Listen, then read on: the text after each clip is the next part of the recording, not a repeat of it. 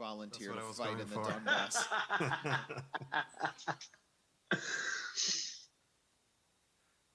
Yeah. All right. How's the camera looking? I can see your crotch and Wyatt's confused face, but that's a metaphor. Well,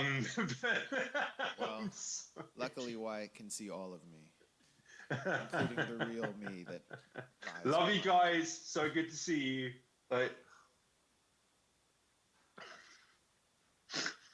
For those of you watching at home right now, we're just letting our Icarus Fest audience into the Williams Center. We're hoping to improve the lighting in here.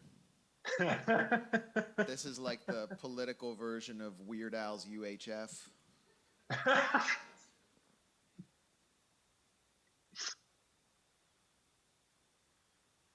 I took the Darien Gap to get up here. Oh, yeah? Yeah. This is the first time I've been a human trafficking victim. Oh, wow. You got off light, like, I mean, there's definitely something in this being called the Icarus festival, as you know. I mean, Icarus was, of course, flew too close to the sun. So maybe apropos, maybe not. Yeah. Oh.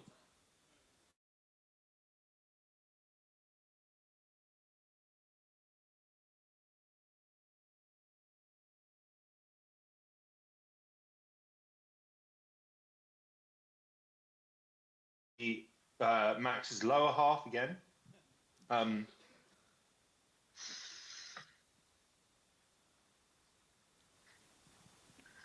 we can hear Glenn. Glenn, can you give us a 10 count? Sure. 1, 2, 3, 4, 5, 6, 7, 8, 9, 10. Amazing. I can see the feed of Michael Olivo and Kit Klarenberg. Okay.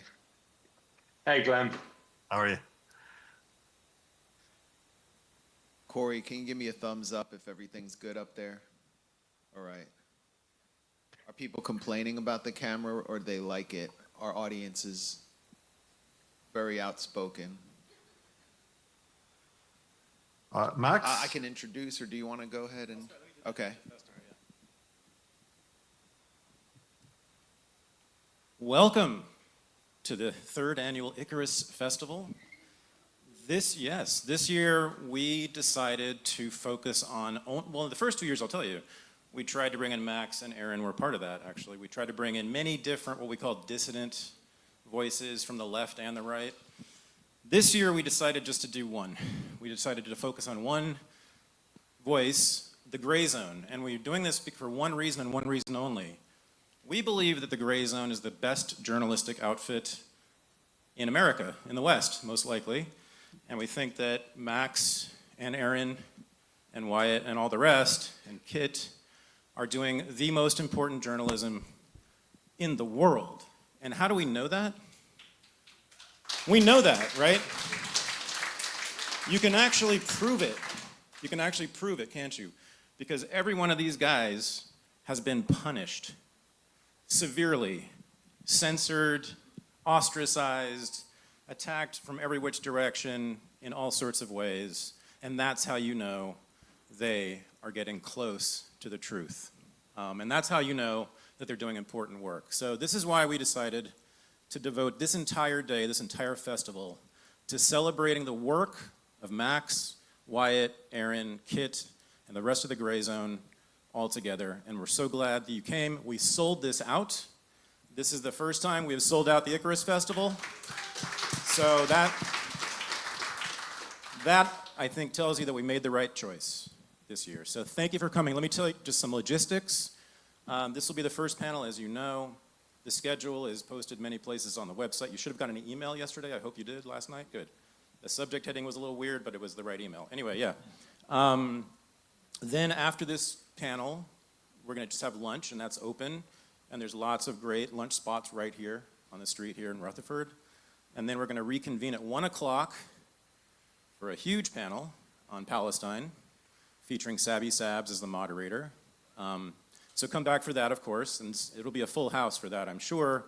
There will be, I think there's a short break, yes, after that, and then we do our final panel, which is kind of on the empire in general, large panel with all the Grayzone greats up here. And then, if you're a VIP, and there's a lot of you, the dinner will be right there. It's right downstairs, outside. Really great indoor-outdoor space that we're setting up right now. And that's going to be an amazing dinner, by the way. You guys are lucky. So thank you all for coming, and let's get started. Max, I will have you, I guess, introduce these guys, and then we'll get it going. Thanks a lot, Thaddeus. Thanks to the Williams Center. Thank you all for coming out. It's nice to see everyone in person. I don't know if we're the greatest website or greatest outlet. We're just doing the best that we can. And we're only able to fulfill our potential with your support. And I think what we are very good at is providing group therapy. That's pretty much what this is about. We're heading into some even darker times, I think, in the coming weeks and months. And we should have ended this conflict in Ukraine should have ended by now. We're seeing some moves toward that, but a greater preponderance of power in favor of continuing this war. I believe war could return to Iran at any moment, and of course we're witnessing a genocide in Gaza, and we've been covering these in and out at the Grayzone since 2022, and everything in between since our inception in late 2018, early 2019. We got to bring Wyatt on board and Kit Klarenberg, and they're really the heart of our print online investigative side, and we have gotten to know some of the best dissenting analysts or critical analysts in the world, like Glenn Diesen. Glenn Diesen is a political scientist now based in Norway, and I guess I'll let Wyatt introduce himself and Kit introduce himself, but you know them for you'll know them by their fruits. And Kit's investigations, I think, have been some of the most consequential on UK intelligence intrigues. So hopefully we'll be able to get into that today. And this is the first panel. For those of you watching the live stream, this will be the first panel. It's going to go for an hour and a half. And then we're going to break, and then we have a new stream set up starting at 1 p.m., and that'll be 2 panels, and then hopefully we'll be able to do some interviews afterwards. If you want to volunteer some super chats, we're going to hopefully try to get those out during Q&A along with your questions in person, and I think that will be the best part, and I'll look forward to seeing you all at the panel at 1. Aaron Mate should be there as well, and along with all of your other favorites. So with that, let's get it started. Thaddeus? All right, so I think let's have Wyatt introduce yourself, and then I feel like since we've got people from Europe here, we should probably go to them soon, since they're waiting patiently. Wyatt, who are you, and why are you a danger to the American empire? I'm just some guy. No, you're not. No, I'm Wyatt Reed. I edit the Grayzone. I help kind of chisel down our investigations into the leanest things they can be. I've been blessed to be able to work as a correspondent and cover stories in about a dozen countries, and I am very grateful to be here today. And the topic, not that we're limited to it, but is for this panel is Ukraine, NATO, and I guess the future of the American empire, or the war for Eurasia, I think we rephrased it. And so Glenn and Kit are experts on that conflict, but Wyatt is an expert in a different way, and this is another thing I didn't mention about the Grayzone, which is one of the main reasons I find them to be so important, is that they do actual on-the-ground reporting in places no other media goes. I mean, it's criminal that this is the case, but it is true. And Wyatt spent, I think it was a month, right, in Donbass? Yeah. Do you want to just talk about that briefly, and then we'll go to Kit and Glenn? Sure. The Donbass, although not being internationally recognized as part of Russia, is by far the most pro-Russian part of the planet I have ever been to. That was kind of the major takeaway, is that when you're there are Russian flags everywhere. There are Z's on all the cars. There are a lot of people who very much see the war, the invasion, as kind of a humanitarian intervention. And it's a perspective that, even if you don't agree with it, it's important to acknowledge and it's important to deal with it. And that's something the mainstream media obviously has refused to do since the beginning of the conflict. It's difficult to get there. Oftentimes they are a little bit suspicious of Western journalists and want to question you a little bit when you get in, perhaps with good reason. But yeah, spending a month there was very eye-opening in terms of getting a sense for the population's perspective, and then just seeing what they're enduring, which is it's horrific. The amount of destruction that's been wrought, in many cases using U.S. manufactured bombs, it's unbelievable until you see it with your own eyes. So it is important that we stop funding that as soon as possible, in my perspective. So I want to talk now about how the three of you have been punished. And let's talk, I guess, Wyatt first, if you don't mind. I mean, I guess it was a year ago? Was that the smear job on you? Do you want to discuss that briefly? I mean, it was, to me, a clear attempt to just take down the Grayzone once again. Yeah, they published a hit piece in the Washington Post accusing me of being some kind of Iranian spy and/or traitor. No, on the payroll, right? Yeah. Wasn't that and you made a lot of money off of that Press TV gig, didn't you? Yeah, I briefly freelanced for them and made a couple grand several years before I worked for the Grayzone, but obviously that wasn't the point. The point was to smear the Grayzone as some kind of foreign influence operation, which couldn't be further from the truth. We obviously don't accept any money from government sources, and they knew that, but they didn't want to let that get in the way of a good hit piece. I mean, beyond that, I mean, I've been kicked off of PayPal and Venmo, and it's kind of a debanking situation. Wow. So there's that. Many things to look forward to if you become a dissenting voice in American journalism. I'm sure there's more to come. Are you still debanked? Yeah, from PayPal and Venmo. That's permanent. That's for life. Glenn, I saw you on Max's live stream a few days ago discussing, and it was really harrowing because I've been following you for a long time and you've been on my show, and I too am a huge admirer of your work. To hear you say that you are now considering leaving Norway because of how you've been treated by, I guess, is it colleagues or the media? Can you talk a little more about that in specifics? I'm really curious and concerned about this. Well, first of all, thank you for having me here. And well, the worst thing is you don't actually have to do anything wrong. If you're a professor of political science, the point of departure you do in any analysis in terms of international security is the security competition. That is, state A competes, arms itself, it undermines security of state B. This is kind of the main idea, which is why we pursue indivisible security. Anyways, long story short, my whole argument is if you want security, you have to recognize the security concerns of your opponents. Otherwise, the only way to have security is to defeat your adversaries if you think they're just acting out of evil. And this is effectively the policy of the West now. We never discuss security concerns of Iran, China, Russia, no one.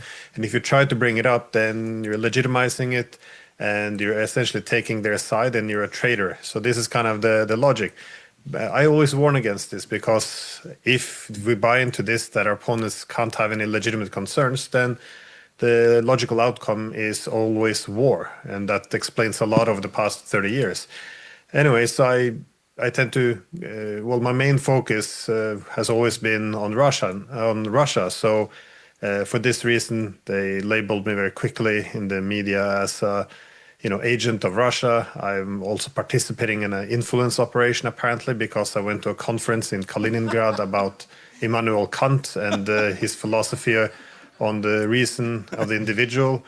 And, I went to, been writing in Chinese media, been on Chinese TV, so I'm also a Chinese agent. 3 months ago, I was in Iran with Max Blumenthal. So after this, some also labeled me Iranian agent. And of course, 2 months ago, I was in Georgia. And because I was on national TV there in the studios, I hired a studio there to do my own podcast for one day. And that was evidence of how intertwined I was with the regime. So I'm also a Georgian agent. So you would think I would be pretty rich by now. You're very busy. You have a lot of jobs. Busy. You have a lot of jobs. A lot of jobs. You can Unfortunately, retire. no one's actually paying me, which is, but they have a good imagination. If someone paid for your plane ticket so you could attend a conference, then this is evidence that you bought and paid for. So now you're no longer an independent scholar and a professor. You're just an agent for a hostile foreign power. So this is essentially the way it goes, and there's some natural elements in this in society. Some journalists who feel they're fighting the good fight, and they're fighting against evil. And towards this end, even cancellation, censorship is okay. But the problem is also very organized. That is, we have humanitarian NGOs, they're called, but they're funded by our government, the U.S. government, Soros, the National Endowment for Democracy, which is very openly a CIA front. And they put pictures of my house on TV, on the internet. They send letters to my university to say that I'm problematic, I spread propaganda. They never explain what propaganda is in their mind or how I've spread it.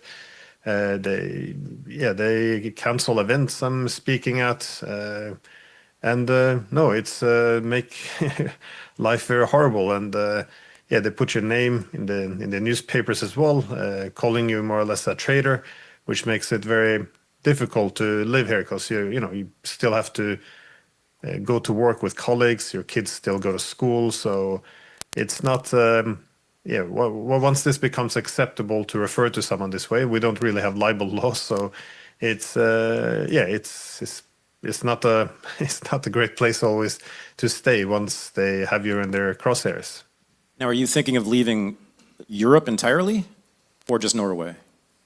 Or are you not considering this? I thought you'd said this to Max, that you were thinking of leaving. Yeah, no, this is correct. Okay. Well, the thing is, I went abroad for 20 years. I left in 2000, I came back in 2020, and I had... I don't recognize my own country anymore, to be honest. But from what I'm being told, things aren't all that wonderful in other parts of Europe either. So it is difficult to say where to go.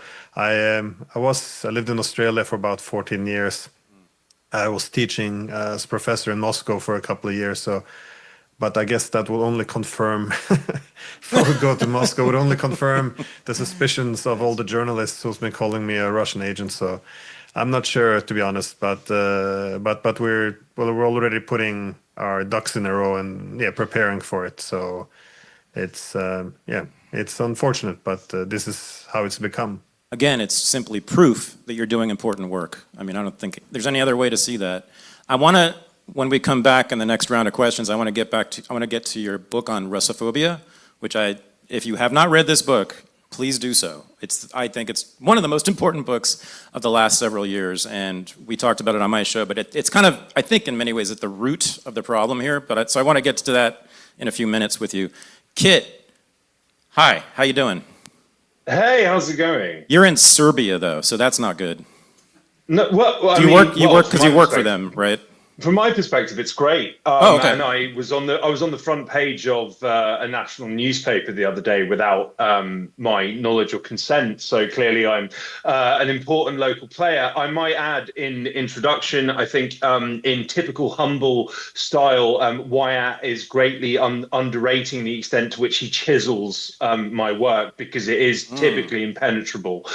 And he does a fantastic job of making it readable and presentable to the public. So thank you, Wyatt, as ever. Thanks, Glenn. But yeah, I mean, you know, I am here both out of choice, but not out of choice. I am effectively exiled from my home country because of things that I have written and said, primarily for the Grayzone. Now, some members of the audience, some viewers might be aware, some might not be. You are forgiven if you aren't. In May 2023, I flew back to London, my city of birth, because I had received abrupt shock news of a close relative being extremely unwell. I was met on the tarmac by 5 armed counter-terror police, and then given the option of being arrested for simply non-compliance, or entering an interview in which I would have no right to silence. I would have to give over the passcodes to my encrypted devices and answer any question that was put to me. And the 2 counter-terror police, whose names I never got to learn, who grilled me, their entire interest was the Grayzone, and for 6 hours I was compelled to talk in extensive detail about my relationship with Max Blumenthal, about the Grayzone's non-existent agreement with the FSB to publish hacked documents, and all sorts of other crazy things. Now, my detention, it spurred international outcry, and I was quite surprised. You know, I was invited onto the Hill of all places to discuss my experiences. I thought this might act as a deterrent to British authorities to doing the same thing again, but no, they seem to have been emboldened by the fact they've gotten away with it. And since my detention, we've had, you know, David Miller, an academic and journalist who's very anti-Zionist, has been repeatedly stopped entering the UK, his country of birth. The former British ambassador to Uzbekistan, Craig Murray, likewise.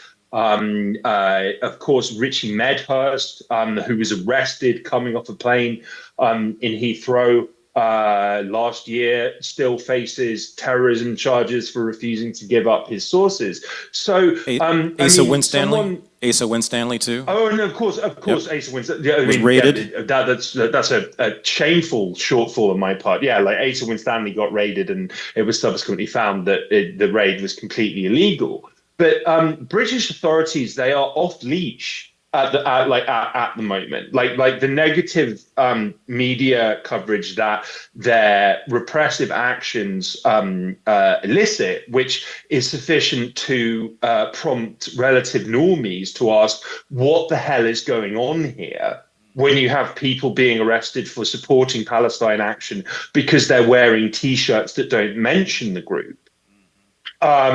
You know, like quite clearly, yeah, something very dark and unprecedented is afoot. And yet I do draw some comfort from the fact I saw there was a prominent supporter of mine online who said recently, why would you bother spending millions of dollars attending Columbia Journalism School when you could have your reporting vetted by MI5 at an airport?